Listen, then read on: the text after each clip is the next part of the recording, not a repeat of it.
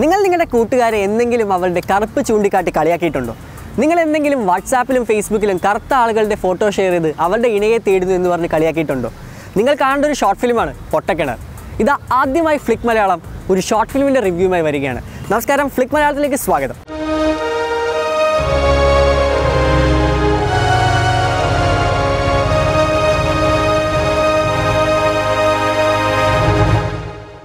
ഞങ്ങൾ എന്തുകൊണ്ട് പൊട്ടക്കിണറിനെ റിവ്യൂ ചെയ്യാൻ സെലക്ട് ചെയ്തു എന്ന് ചോദിച്ചു കഴിഞ്ഞാൽ പറയാൻ ഉത്തരം ഒന്നേ ഉള്ളൂ. റേസിസത്തെ ചൂണ്ടിക്കാണിച്ചുകൊണ്ട് ഒട്ടനവധി ഷോർട്ട് ഫിലിംസ് നമ്മുടെ കൺമുന്നിൽ വന്നു പോയിട്ടുണ്ട്. എന്നാൽ ചുരുങ്ങിയ ചില നിമിഷങ്ങൾ കൊണ്ട് ഒട്ടനവധി ആശയങ്ങൾ കൺവേ ചെയ്തൊരു ഷോർട്ട് ഫിലിമാണ് പൊട്ടക്കിണർ. ഇതിൻ്റെ പേരിൽ തന്നെ ഒരു ഉഗ്രൻ ചിന്താഗതിയുണ്ട്.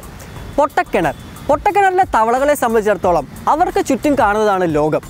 ഈ ഷോർട്ട് ഫിലിം കണ്ടു കഴിയുമ്പോൾ നമ്മൾക്ക് മനസ്സിലാവും അതേ പൊട്ടക്കിണറിലെ തവളകളാണ് നമ്മളെന്നും. നമ്മുടെ നാട്ടിലെ പൊതു ഇടങ്ങളിൽ പലപ്പോഴായി സംഭവിക്കുന്ന ചില സംഭാഷണങ്ങളുണ്ട്. എന്നാൽ അവ ചെന്ന് എത്തിക്കുന്നത് കറുത്തവരെ കുത്തുന്നതിലാണ്. അവരുടെ കറുത്ത കളർ പറഞ്ഞുകൊണ്ട് അവരെ അപഹസിക്കുന്നതിലും കറുത്തവർ എന്നും സമൂഹത്തിൻ്റെ താഴെ തട്ടി നിൽക്കുന്നവരാണെന്നും അവർ എന്നും പരിഹസിക്കപ്പെടേണ്ടവരാണെന്നുള്ള ചിന്താഗതിയിലാണ്. അത്തരം ചിന്താഗതി കുടുംബങ്ങൾ തന്നെയാണ് നമ്മൾ. പണ്ട് മുതലേ ഈ ചിന്താഗതി നമ്മുടെ ഒപ്പമുണ്ട്. ആ ചിന്താഗതി ഇന്നും തുടർന്നുകൊണ്ടിരിക്കുകയാണ്. അതിനെതിരെ രൂക്ഷമായി വിമർശിച്ചുകൊണ്ടാണ് പൊട്ടക്കിണർ എന്ന ഈ ഷോർട്ട് ഫിലിം മുന്നിൽ നിൽക്കുന്നത്. ഇതിലെ ഷോർട്ട് ഫിലിം പറയാതെ പറയുന്ന ഒരു കാര്യമുണ്ട്. ഇതിലെ കഥാനായകന് ഒരു കോൺഫിഡൻസ് ഉണ്ടായിരുന്നു. എന്നാൽ വെളിച്ചത്തെ തേടിപ്പോകുന്ന ആ വ്യക്തിയെ വരെ ഇരുട്ടിലേക്ക് പിടിച്ചിരുത്തുന്ന നമ്മുടെ ആ ഒരു സ്വഭാവം, അതിനെയും വിമർശിച്ചിട്ടുണ്ട് ഈ ഒരു ഷോർട്ട് ഫിലിം. ഈ ഷോർട്ട് ഫിലിമിൻ്റെ ഓരോ ഫ്രെയിമിലും കാണുന്നത് ബ്രില്യൻസ് ആണ്. റേസിസത്തെ വ്യക്തമായി ഇതിൻ്റെ ഓരോ ഫ്രെയിമിലും ചൂണ്ടിക്കാണിക്കുന്നുണ്ട്.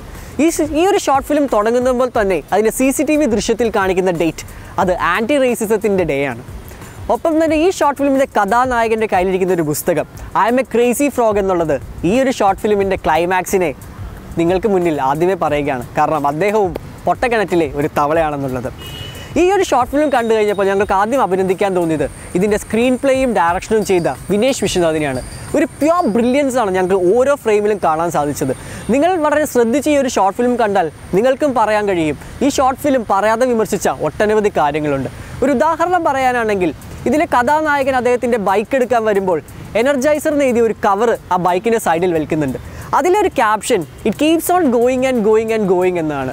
അത് സൂചിപ്പിക്കുന്ന ഒന്ന് മാത്രമേ ഉള്ളൂ, ഈ ഒരു ചിന്താഗതി പഴമയിൽ നിന്ന് പുതുമയിലേക്ക് എത്തിയിട്ടുണ്ടെങ്കിൽ അത് ഇനിയും തുടർന്നുകൊണ്ടേയിരിക്കും. അൺലെസ് നമ്മൾ മാറുന്നത് വരെ, നമ്മുടെ കണ്ണിലെ അന്ധത മാറുന്നത് വരെ കറുത്തവരെ നമ്മൾ വിമർശിച്ചുകൊണ്ടേ ഇരിക്കുമെന്ന ഒരു പ്ലോട്ടാണ് ഈ ഒരു ഷോർട്ട് ഫിലിം മുന്നിൽ വെൽക്കുന്നത്. ഈ ഷോർട്ട് ഫിലിമിൻ്റെ അണിയറക്കാരെ അഭിനന്ദിച്ചുകൊണ്ട് ഞങ്ങൾ പറയുകയാണ്. എല്ലാ മേഖലയിലും മികച്ചൊരു പെർഫോമൻസ് കാഴ്ചവെച്ചൊരു ഷോർട്ട് ഫിലിമാണ് പൊട്ടക്കിണർ. ഈ ഒരു ഷോർട്ട് ഫിലിമിൻ്റെ ലിങ്ക് ഞങ്ങളുടെ ഡിസ്ക്രിപ്ഷനിൽ കൊടുത്തിട്ടുണ്ട്. എല്ലാവരും തന്നെ ഈ ഷോർട്ട് ഫിലിം കാണണം, ഷെയർ ചെയ്യണം.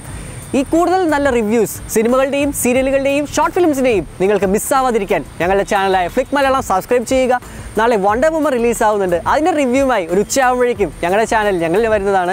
So keep watching Flick Malayalam. This is Ashin Thampi signing out.